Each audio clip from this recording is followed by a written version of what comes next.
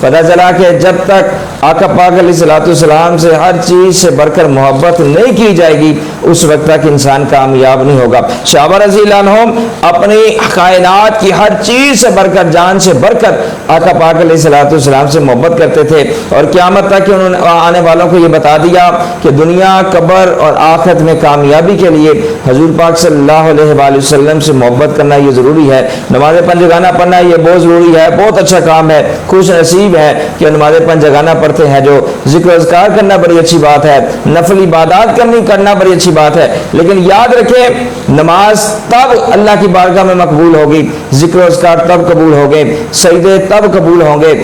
قیام تب اللہ کی بارگاہ میں قبول ہوں گے، نفل عبادات تب اللہ کی بارگاہ میں قبول ہوں گی جب انسان کے دل میں محبت مصطفیٰ علیہ السلام ہوگی۔ اگر دل میں محبت مصطفیٰ علیہ السلام نہیں ہے تو پھر انسان ایک قدم پر رکھ کر، ایک قدم پر کھڑے ہو کر ساری رات اللہ اللہ کرتا رہے، سارا دن اللہ اللہ کرتا رہے، ساری زندگی اللہ کا ذکر کرتا رہے۔ یاد رکھیں وہ جو اللہ کا ذکر ہے وہ نہ اللہ رب العزت کو پسند ہے، نہ اس کے محبوب علیہ السلام کی بارگاہ میں قبول ہے۔ تبھی نمازیں، تبھی عبادات قبول ہوں گی جب دل میں محبت مصطفیٰ علیہ السلام ہوگی۔ محبت مصطفیٰ علیہ السلام دل میں ہوگی تو انسان راستے سے جا رہا ہوگا، اور راستے سے اللہ کی رضا کے لیے اگر کانٹا بھی پڑا ہے اس کو بھی اٹھا کر سائڈ پر کر دے گا تو اللہ تبارک و تعالیٰ اس کے سبب بھی اس کی بخشی فرما دے گا۔ لیکن اگر دل میں محبت مصطفیٰ علیہ السلام نہیں ہے تو پھر دنیا میں جتنی مرضی عبادت کر لے، جتنی مرضی فلاحی کام کر لے، یاد رکھیں نہ دنیا میں کامیابی ہے،